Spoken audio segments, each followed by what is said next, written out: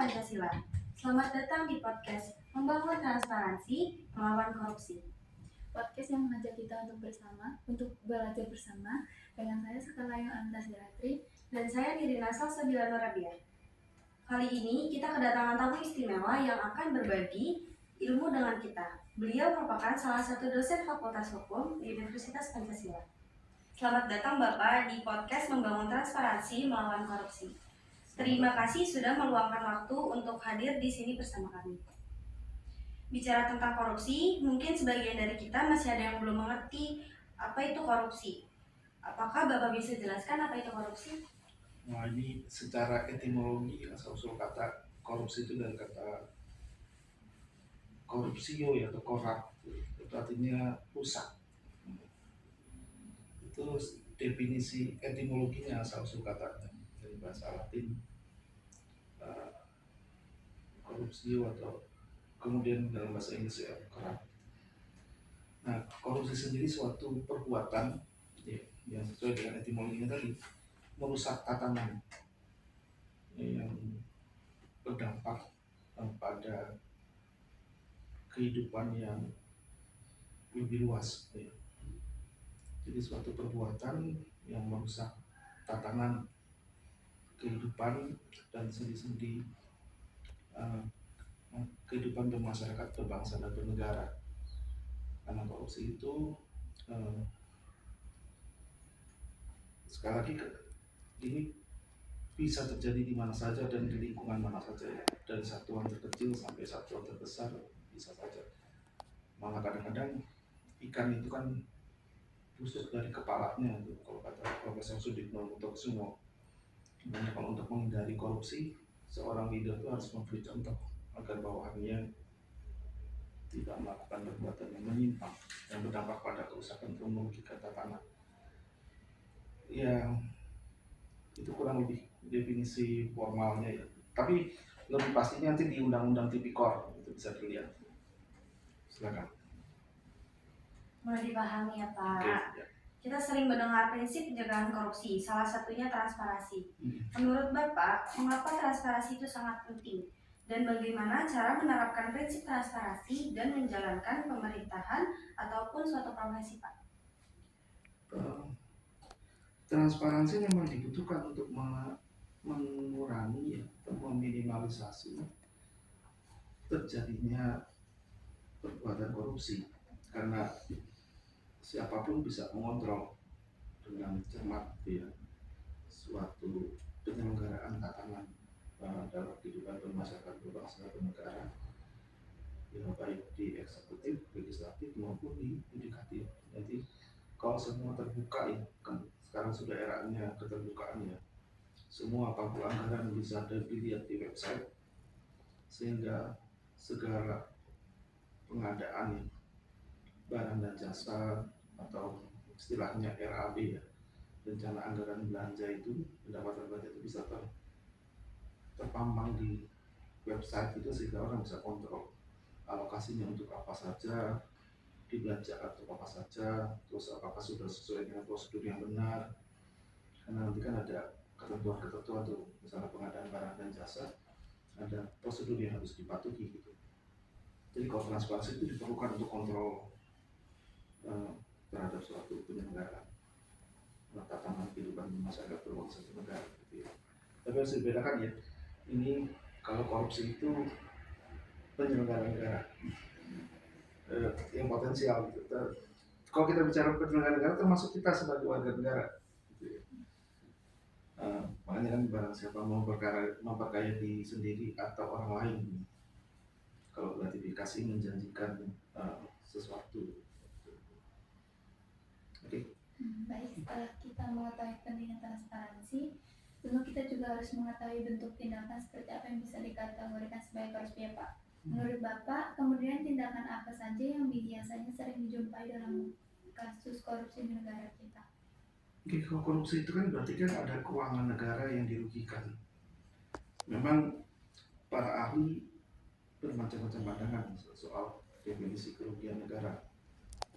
Ada yang sudah total loss, artinya sudah faktual loss, ya sudah dapat DLT, misalnya ada sekian dari kas negara amblas atau dibelanjakan dengan prosedur yang tidak benar sehingga memperkaya diri sendiri atau orang lain pelakunya ya.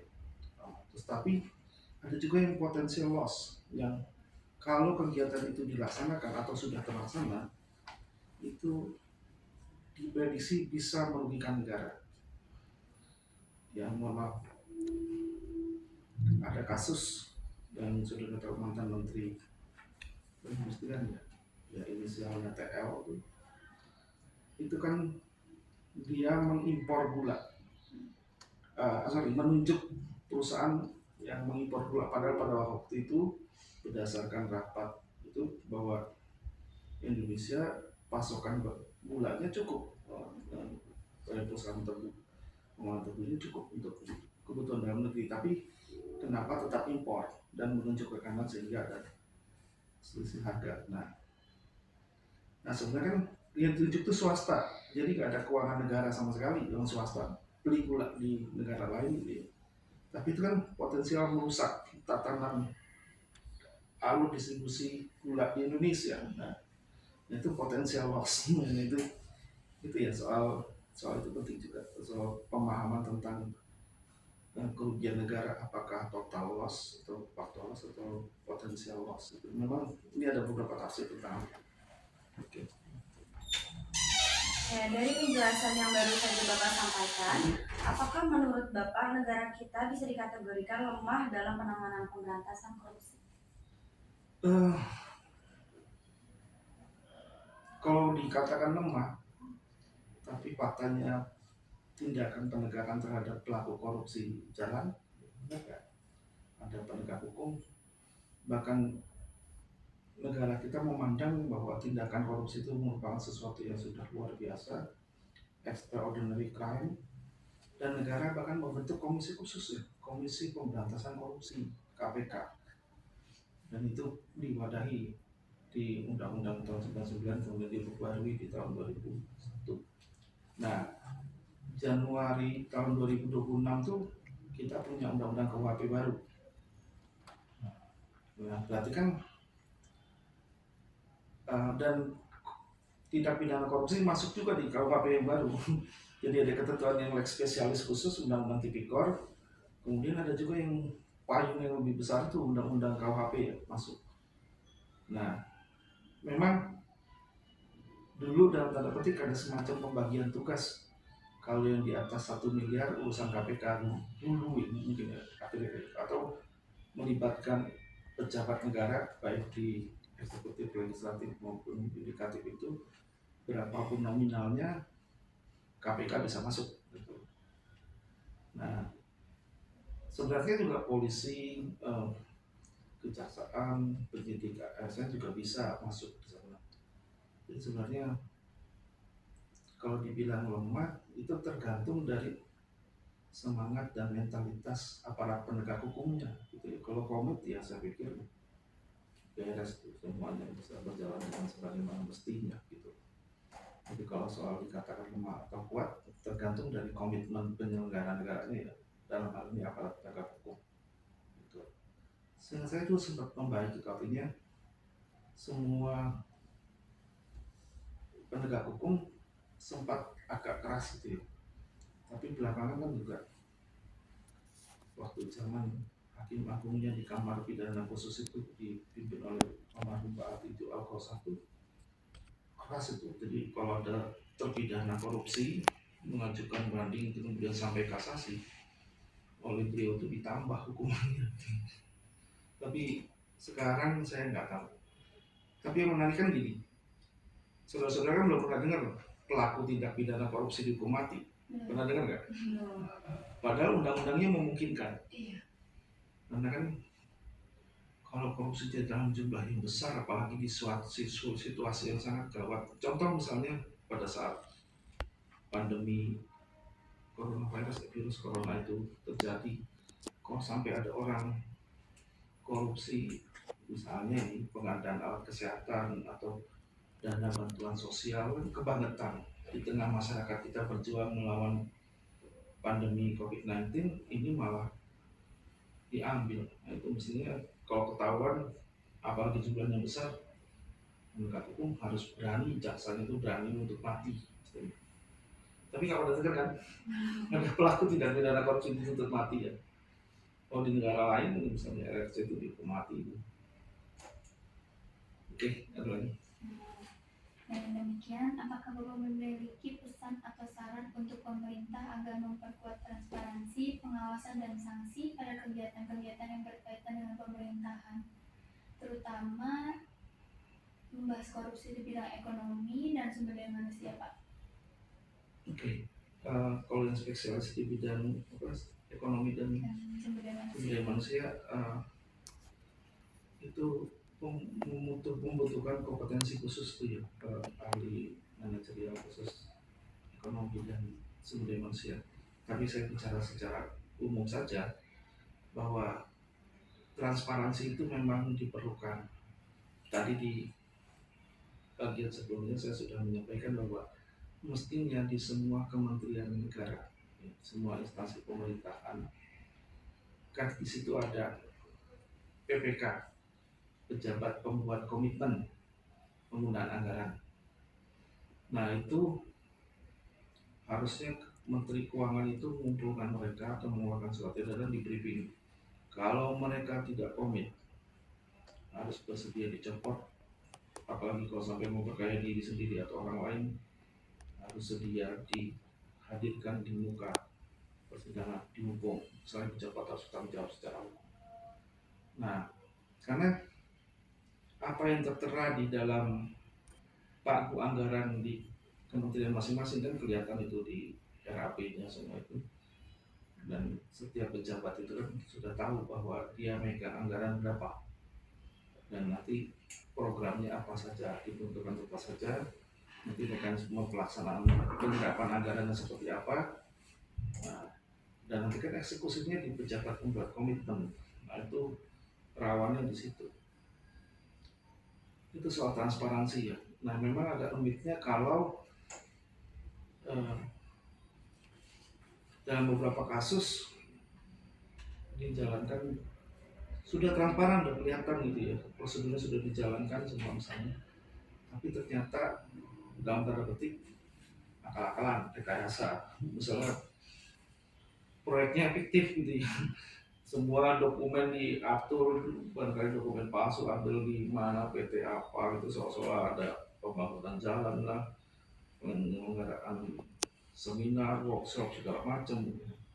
Nah saya setuju tuh ke depan itu kebijakan pemerintahan yang baru mengurangi perjalanan dinas yang tidak terlalu urgent gitu ya.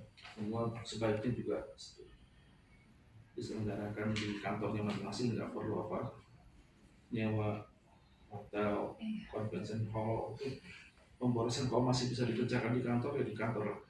Tapi problem lagi tuh nanti pemasukan untuk apa ya, hotel ya atau penyelenggara IO gitu, mereka kurang pemasukan lagi tuh. Nah itu nanti titik tautnya harus diperhatikan dengan sesama. Kalau memang dibutuhkan kegiatan yang sebenarnya apa pertanggungjawaban publik masih bisa diterima, ya bisa diadakan. Tapi saran saya sebaiknya dikerjakan di kantor. Kalaupun terpaksa menunjuk vendor atau rekanan, ada baiknya di lingkungan kampus biar apa, lebih hemat dan menumbuhkan iklim akademik juga kan lebih pas kalau di para akademis dilibatkan dalam suatu proses ketimbang hire hotel biaya itu lebih besar, jauh lebih besar, lebih bermanfaat kalau di kampus-kampus selain lebih murah juga peserta didik ini bisa menambah wawasan. Kurang lebihnya begitu sih harapan saya ke depan ya, transparansi di semua kementerian negara, semua pagu anggaran terpampang, prosedurnya nanti misalnya tender, lelang atau apa kelihatan, nanti petugas PPK-nya juga dimintai komitmen, walaupun sudah ada audit ya BPKP atau BPK, ada izin-izin terkait di semua instansi, ya semua perlu saling bersinergi. Begitu saja sih kurang lebih. Saran untuk pemerintah saja tentu tidak cukup untuk membuat negara kita memiliki sikap anti korupsi yang tinggi. Pesan Bapak untuk generasi muda dan masyarakat agar mereka lebih peduli tentang transparansi di pemerintahan ini bagaimana Pak? Ini generasi muda berkomitmen terhadap transparansi ya. Suatu saat kan generasi muda itu akan menjalankan roda pemerintahan ya, yang menjadi pemimpin di masa yang datang. Karena perguruan tinggi kan juga bukan sekadar menghasilkan atau meluruskan sarjana, tapi menghasilkan calon pemimpin yang akan datang. Nah, leader yang baik dia harus mampu bertindak transparan gitu. Nanti bisa lihat di dalam konsep kepemimpinan itu ada konsep astabrata. Antara lain seorang pemimpin itu mengikuti sifat banyu atau air. Kalau air kan bening ya, bisa kelihatan sampai ke dasarnya. Nah, kaum muda itu juga perlu jernih hatinya sampai ke dasar lubuk hati yang dalam sebagai mekanisme kontrol diri. Ketika nanti diberi amanah, dia harus terbuka, transparan. Segala informasi, masukan, data, termasuk apabila dia dikasih amanah untuk mengelola anggaran, dia harus jalankan dengan selurus-lurusnya. Itu saja. Baik Pak, terima kasih telah meluangkan waktu untuk Sama-sama. hadir di podcast kami. Mari semangat untuk semuanya. Terima kasih telah mendengarkan podcast Membangun Transparansi Melawan Korupsi. Mari kita terus jaga semangat untuk melawan korupsi dengan memperjuangkan transparansi di setiap aspek kehidupan. Ingat, perubahan besar dimulai dari langkah kecil dan langkah itu bisa dimulai dari kita sendiri. Sekian dari kami. Sampai jumpa di episode berikutnya. Terima kasih. Mari.